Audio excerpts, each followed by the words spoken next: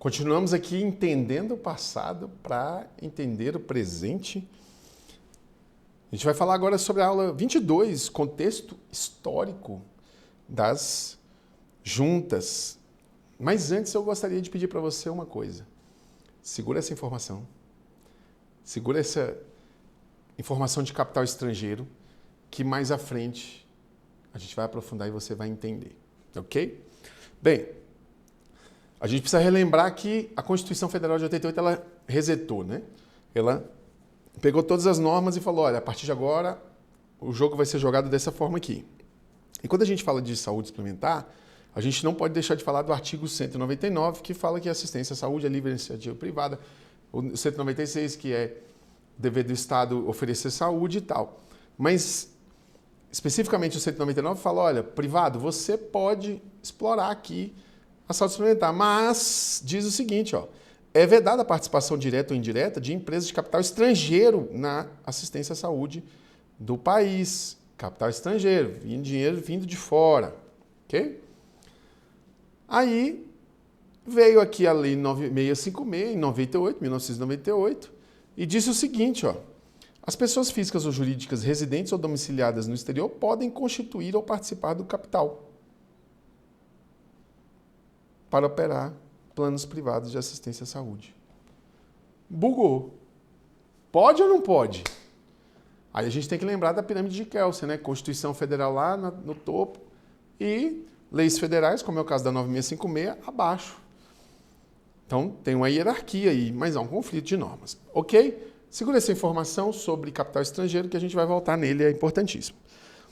A Lei 9656, de 98, também falou, olha, vai criar a ANS aí para cuidar dos planos de saúde e tal, e mecanismo de regulação, e também é para criar a CONSUL, Conselho Nacional de Saúde, que vai falar de forma genérica sobre supervisão, execução de política, diretrizes gerenciais e tal, em saúde suplementar, ok? Então vamos continuar. A CONSUL, por sua vez, publicou a resolução número 8, a gente já falou várias vezes sobre ela, e que fala sobre junta, não vou aprofundar muito não, mas é só para contextualizar aqui uma resolução muito utilizada. No ano 2000, a Lei 9961 criou a Agência Nacional de Saúde, que falou que compete a ela propor diretrizes no plano de saúde, que tem que criar o Conselho Nacional de Saúde, que falou que vai vigiar mecanismos de regulação no uso de serviços de saúde, ok?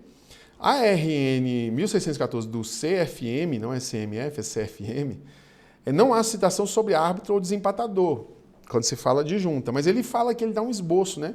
O médico, ou no exercício da auditoria, deverá estar regularizado no Conselho Regional de Medicina da jurisdição onde ocorrer a prestação de serviço no domicílio do beneficiário, né? Onde vai ocorrer a cirurgia, o tratamento e tal. As empresas de auditoria e seus responsáveis técnicos deverão estar devidamente registrados no Conselho Regional de Medicina. O médico na função de auditor, encontrando impropriedades ou irregularidades na prestação de serviço, deve comunicar o fato por escrito ao médico assistente, solicitando esclarecimentos necessários para fundamentar suas recomendações. Aqui é, né, um nascedourinho ali de junta. O médico na função de auditor, quando integrante de equipe multiprofissional de auditoria, ó, a junta aqui, deverá respeitar a liberdade, a independência dos outros profissionais e tal. Essa resolução está no nosso material de apoio. No ano de 2012, a Diretoria de Produtos da Agência Nacional de Saúde publicou a nota 203, nota técnica 203, que fala sobre junta e chama ela de mecanismo de arbitramento. É diferente, grave também essas palavras para as nossas próximas aulas, que vamos falar de arbitramento e desempate, ok? E nele vem dando um conceito aqui do que é junta e tal e tal. E ela tem uma conclusão interessante, que ela fala o seguinte, ó, ela, nos casos em que a operadora discorde, ou seja, nasceu aqui a junta que a gente conhece mais ou menos hoje, com uma importância maior para os representantes do conselho profissional, ó, tá vendo? Deverá se manifestar e tal, mas o conselho, então CRM, CRO do local onde vai ser realizado o procedimento. E diz, constitui negativa indevida de cobertura se houver recusa por parte da operadora dos procedimentos indicados pelo médico assistente, sem a realização desse mecanismo de regulação. Então ele começou a falar, olha, se você negar sem fazer a junta, vai ser entendido como uma negativa indevida, ok?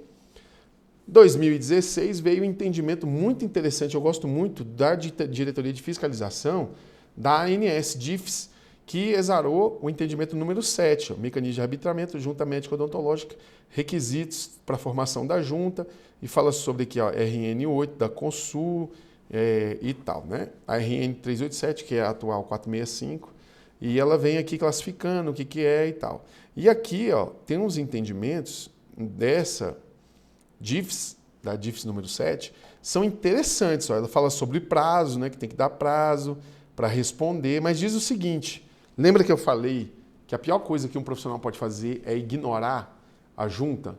Pois é, ele diferencia, a DIFES diferencia aqui silêncio de discordância. Veja comigo. Caso o médico assistente permaneça silente, ou seja, não fale nada, será presumida a concordância com relação ao terceiro médico indicado e a junta será considerada válida. Nos casos em que a operadora já der mais de uma indicação de opção de terceiro médico, qualquer um poderá ser utilizado na hipótese do silêncio do médico. Ou seja, hoje, nos moldes da RN 424, se fosse adotado o entendimento da DIFES, se a operadora indica 4 e ele não fala nada, a operadora estaria livre para indicar qualquer um desses. É o que a RN 424 diz hoje e ela falava isso aqui na DIFES. Mas olha o que ela dizia quando havia divergência. Por isso que eu sempre defendi que se tiver divergência tem que falar. Diz o seguinte, ó, caso de discordância do médico assistente. Quando não houver silêncio, mas sim discordância, deve-se observar o disposto na nota técnica 203. Perdão. Assim, o impasse deve ser arbitrado por um terceiro profissional, representante do conselho. Repare, olha, não concordo com esses que você indicaram, manda para o CRO ou CRM. É isso que diz. Em caso de divergência, deverá indicar e tal. Só que, olha só, quando a gente fala de OPME, tem uma particularidade. Diz assim, ó, para os casos específicos... Para os casos específicos de divergência clínica com relação ao OPME, aplica-se o disposto na RN 387, que determina que o profissional requisitante poderá recusar até 3 nomes indicados pela operadora para a composição da junta. Caso o médico assistente se manifeste contrariamente aos profissionais indicados para o arbitramento, poderá indicar um profissional de sua escolha para tal. Olha que maravilha! Vamos lá. Se a gente fosse seguir o que o entendimento da DIFES aqui estava propondo, seria o seguinte, ó.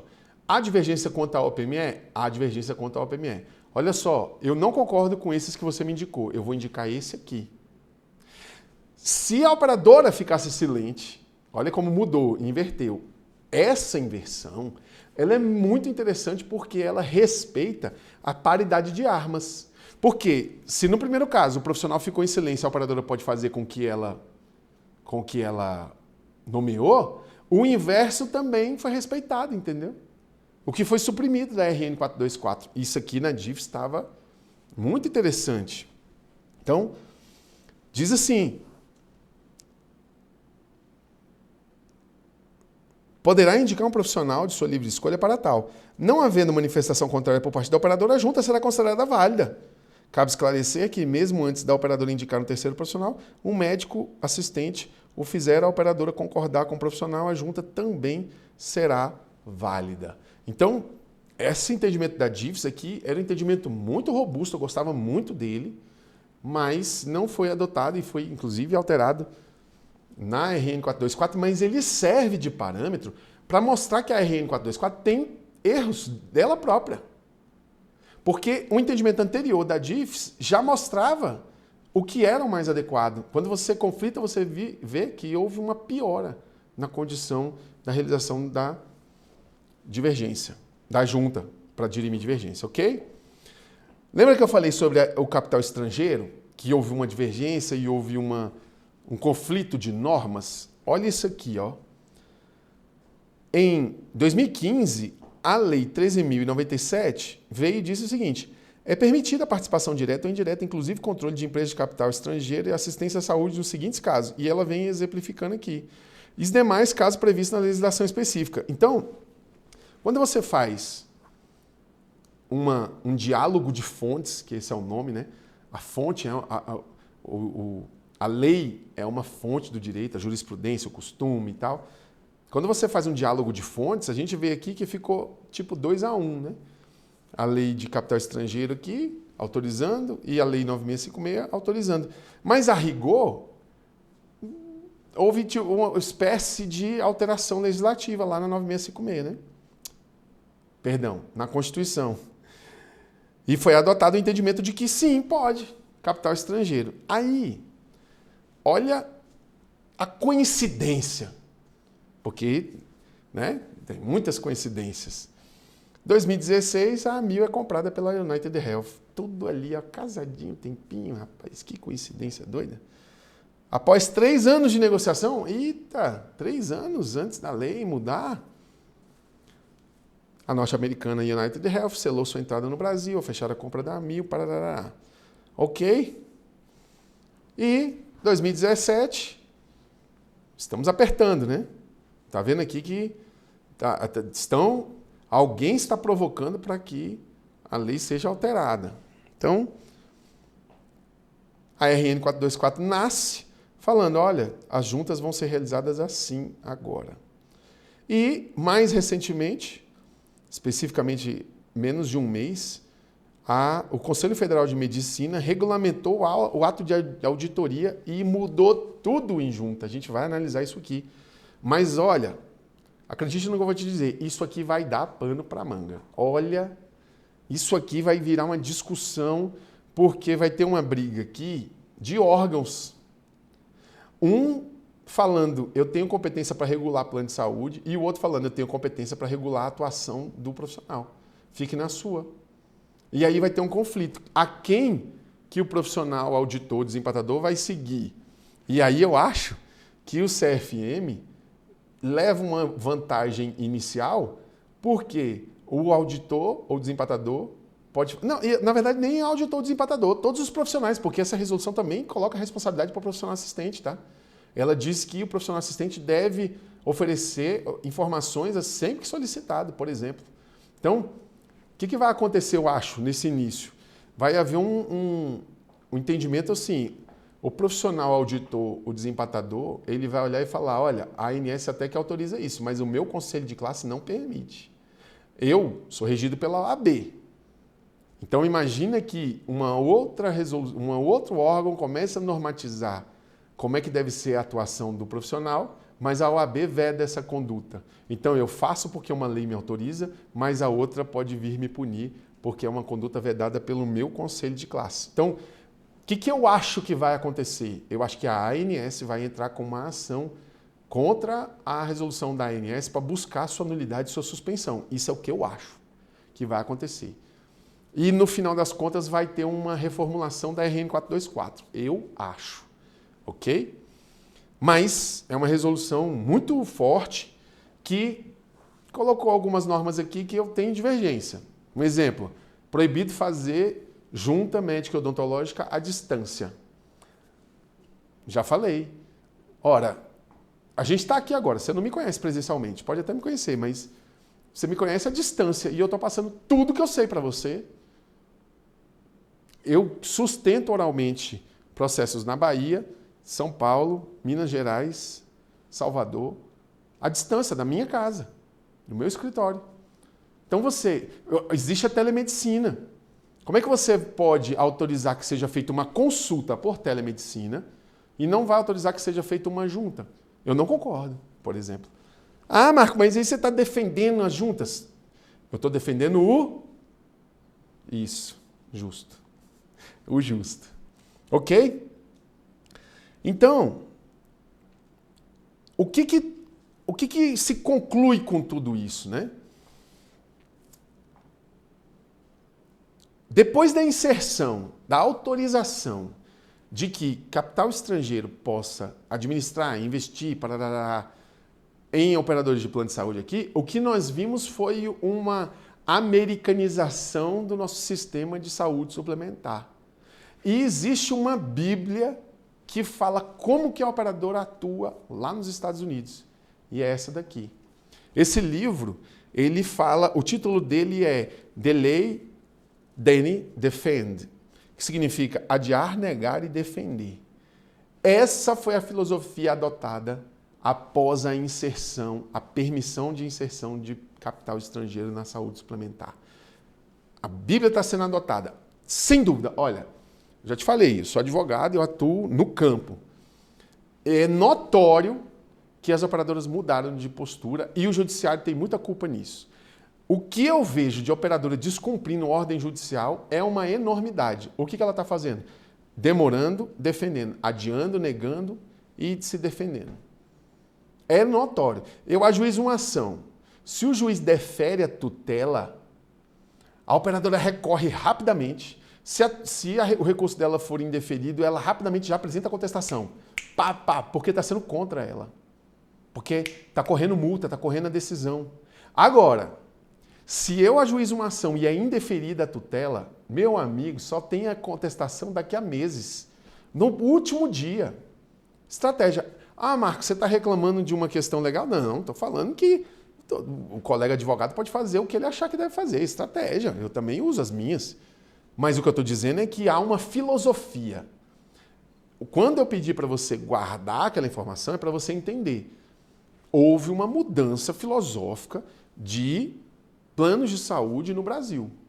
Saúde suplementar mudou depois que houve injeção de capital estrangeiro aqui, ok? E essa alteração, ela traz alguns efeitos. E aqui, gente, olha só, eu quero dizer de forma expressa, eu não concordo de maneira nenhuma com violência. Nenhuma. Eu sou um defensor da civilidade, eu sou um signatário do Pacto Civilizatório. Eu acho que tem um problema, ele leva para o judiciário, lá no judiciário a autoridade judicial vai dizer quem tem a razão e quem tiver a razão vai ganhar e é assim que vai ser resolvido. Mas existiram efeitos muito deletérios e que a gente vai falar aqui. Esse aqui é um diretor, né, de uma das maiores operadoras de plano de saúde do mundo e ele foi assassinado em Nova York com 3 tiros nas costas. Eu não sei se os 3 tiros pegaram, mas ele foi assassinado com tiros nas costas. E nas balas, nas cápsulas das balas, estava escrito exatamente o título do livro. Cada cápsula estava escrito o título do livro. Então, a polícia, ela, juntando uma coisa com outra, falou bem assim, olha, alguém insatisfeito aqui com questão de operadora. E aí foram atrás do assassino e, pasmem, esse assassino virou uma espécie de ícone, de herói nos Estados Unidos. Por quê? Porque ele colocou para fora uma revolta. Salvo engano, aí eu tenho que analisar, mas salvo engano, a mãe dele morreu porque postergou um tratamento, foi negado um tratamento.